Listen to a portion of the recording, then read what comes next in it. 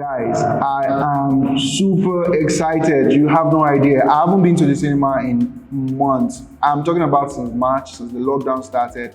And one of the reasons why I'm excited about today's review, because it's a bittersweet experience for me. I'm excited and I'm not excited. The reason why I'm excited is because cinemas are back, which I'm very happy. Cinemas are my escape. I love going to cinemas. I love that feel, that, okay, let me just calm down a bit. But basically you get the point. Cinemas are back. I'm very excited. And I had a chance to catch Mulan and see it and, experience it. And what exactly did I feel about it? All right, guys, and welcome to today's episode of Sodas and Popcorn Reviews. I'm your host, Muyiwa. I'm looking forward to this movie very much. But then, the new Disney, I don't know what's up with you guys, man. I really don't know what's up with you guys. Disney did what they've been doing recently with the live action remakes and reboots by making the movie just, something that I wasn't really happy about. You know how the 1998 Mulan has Mushu, played by the Murphy dragon that everybody loves, very playful, funny. You know how there's cricket and all the exchanges between Mushu and the cricket and all that, and it was all funny.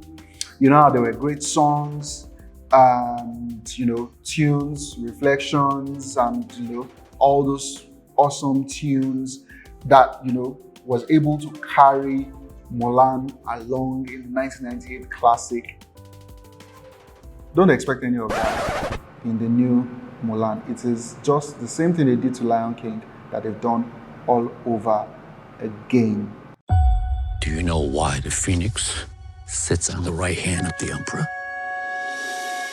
She is his guardian, his protector. That she's both beautiful and strong. Your job is to bring honor to the family. Do you think you can do that?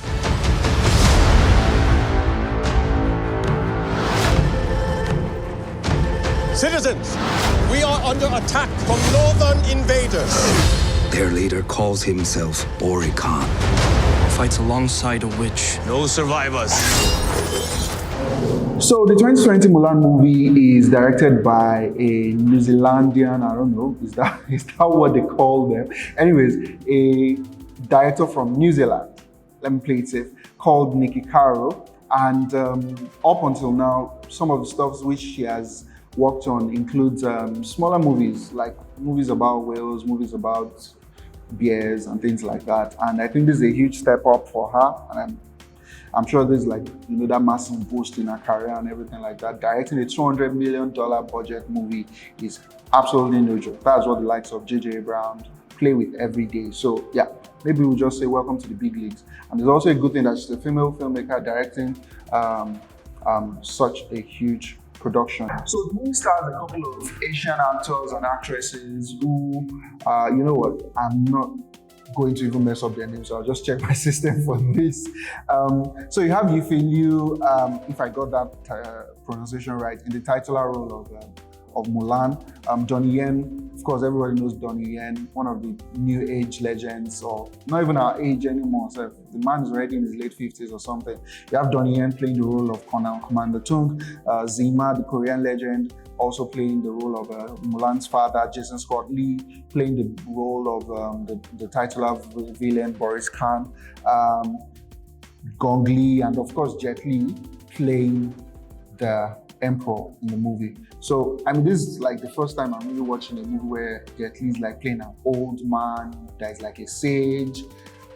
Does that mean that we're getting old? Getting to see Jet Li play an old man that is sitting down on a chair and not flipping and breaking bones and all that. Anyways, good old times. So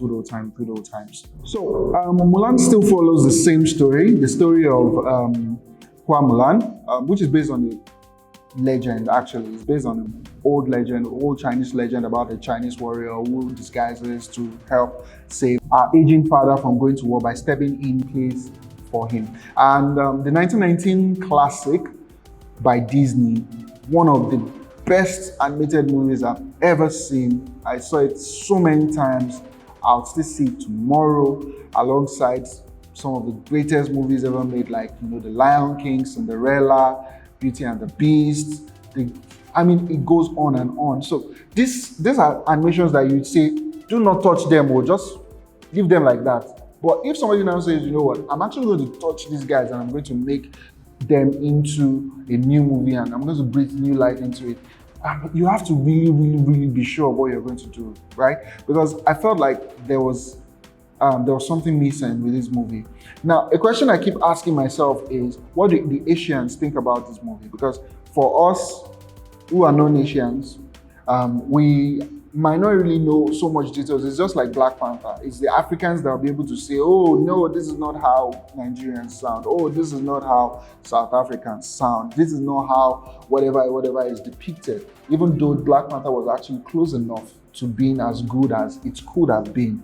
But that's why I feel like, okay, it would be great to know what exactly the Asians think about this movie. I've been checking online and there are mixed reactions. I know there were protests and call for boycotts because the lead actress was actually supporting some certain political affiliations during the shooting and all that caused a bit of a trouble. And then I know there was also some conflict regarding where the movie was shot or something. I think it was something about the fact that the movie shouldn't have been shot in that place. So there's a lot of wahala, let me just put it that way, that has trailed this movie. And even when the movie was about to come out again, then bang, bang, bang, COVID-19 struck. So the movie then had to go from a cinema release all the way down to, a VOD, and then Disney says you're going to pay 30 quid, maybe $30 to watch the movie. $30 is not a joke, even for Americans. I mean, so I'll be glad to actually know what Disney's returns are, or how much of their investment they've recouped, or are they playing the long game? I mean, it's up to them. Having a movie on their VOD platform for life means they can have a lifetime value of the movie and things like that. But I digress. How exactly do I feel about this movie? Aside from whatever Asians might feel, because I'm not an Asian, I feel like the movie was just above average. It wasn't a bad movie. It was definitely better than Lion King, because I hated Lion King. Be Prepared was turned into spoken poetry. I don't know how you turn one of the greatest soundtracks to an animated movie into spoken poetry, and it was just delivered very poorly. Anyways, once again, I digress. I wasn't very excited about what I saw in Mulan. In terms of the story, yeah, it's similar to what we've seen before. A few things were taken out of it. Like I said, there's no Mushu the Dragon, there's no Cricket, who were very vital parts or integral parts of the story. There wasn't much of a character development either, in terms of discovering herself. Pretty much from the get-go, the movie Mulan 2020 says Mulan has some special, what was it called? Chi that she had in her, but she was always suppressing. I don't know, maybe it's modernization or whatever it is, but I feel like I prefer a story where she develops herself just like it was done in the original movie, and she discovers herself and she goes on a journey of self-discovery along with her teammates. This was just like a superhero movie. Like, I'm not joking. She was born a hero, she was born with superpowers, she could fly, she could flip, she could, with almost, her father trained her, but it was more or less like this story was just saying this girl was born with superpowers, and then, it's all like, okay, she's hiding her powers and suppressing her powers, and then something happens when she goes to the camp, and which is why she now shows off her powers, and then it's obvious that she's obviously from the get-go above everybody else. I don't know, it doesn't do a great job for me in terms of the character building, right? And aside from that, I felt like the other characters, supporting characters in the movie could have also been a bit more exciting. They were quite boring to me. I feel like they drained all the humor from the classic story and just turned it into a drama, a historical drama. That was what this adaptation was for me. And while it was an okay movie, it's nowhere close to being as good as the classic itself. The elements in the story which I like, of course, is the fact that, okay, there's a story here for people to take away. There are stories about, being yourself, about being true, about, honesty and things like that, which I feel are very important for us to actually take note of, especially for the younger demographic who might be watching these movies, and, for the Asian markets where they worship and really I wouldn't say the word worship, but where they adore Mulan.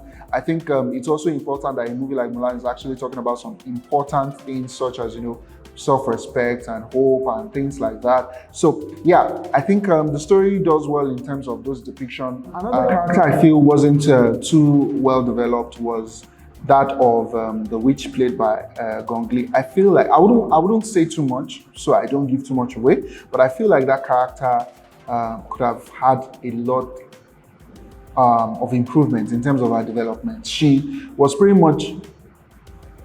Let me just say. Let me not say too much, but I feel like that character could have actually had better development, basically. Now, in terms of the directing, in terms of the action, in terms of the sceneries and cinematography, I think all that seemed well enough. Although I feel like the editing had some form of continuity issues. I did not. There were parts where I would be like, oh, okay. Was this how this movie was cut, or did they have to stay within a certain number of minutes or a certain number of hours so they don't go over, which is always the case with every movie. But the way this movie was cut, a lot of scenes felt very, very abrupt to me, and the editing could have been a lot better, really.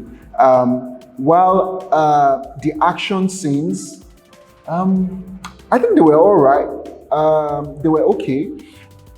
PG-13 action, of course, it's Disney, but I think the fight choreography and some of the elements that have to do with the action and all that seemed well enough.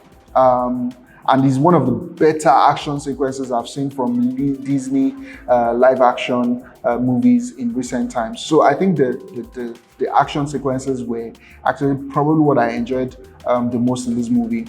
All in all, I feel like Mulan was a remake that didn't really do much justice to the classic movie itself. I actually did some digging to find out why motion and some other elements were missing from the movie, and the director gave a response saying Mulan is still on a self-discovery path right now, and elements where you have her communicating physically or whatever it is with her ancestors would seem a bit too early for somebody who hasn't really found herself. Yeah, I kind of get that. But then she had an ancestral guide all through the movie in the form of the Phoenix that kept guiding her all through.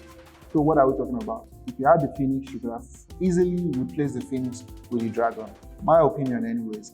But all in all, I feel like Mulan was just an okay movie. It wasn't great. It's just a cash grab. Unfortunately, even the cash didn't really come much from Disney due to COVID.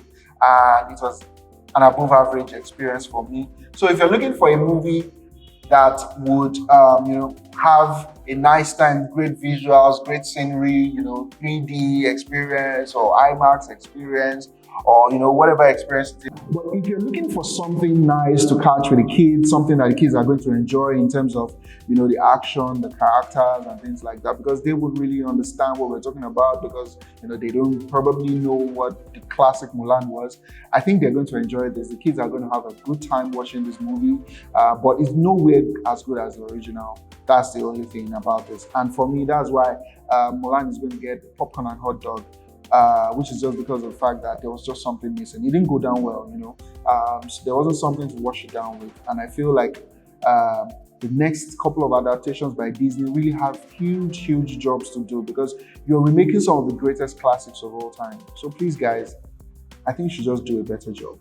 Until next time, I remain your host, Muyiwa, and don't forget to subscribe and turn on post notifications so you don't get to miss a thing from this channel.